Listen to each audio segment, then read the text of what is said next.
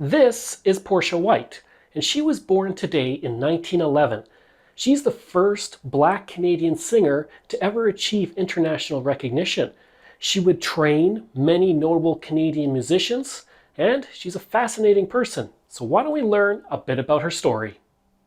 Born in Nova Scotia, Portia White had quite the accomplished family around her. Her father, William White, was the first black officer in the British Army and the first black Canadian to be given an honorary degree. Her brother Jack was the first black representative of the iron workers in Canada, while her other brother Bill was the first black Canadian to run for federal office. Her nephew, Donald Oliver, was the first black Canadian man to sit in the Canadian Senate, and her grandnephew, George Clark, became the Poet Laureate of Toronto. As for Portia, she began her musical career at the age of 6 as a member of her local church choir.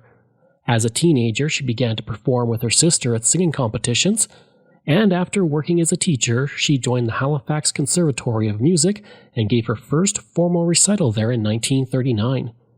In 1941, she made her national debut at the Eaton Auditorium.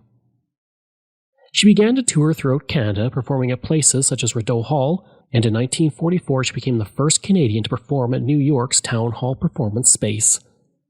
In 1945 she toured Central and South America, as well as parts of Europe.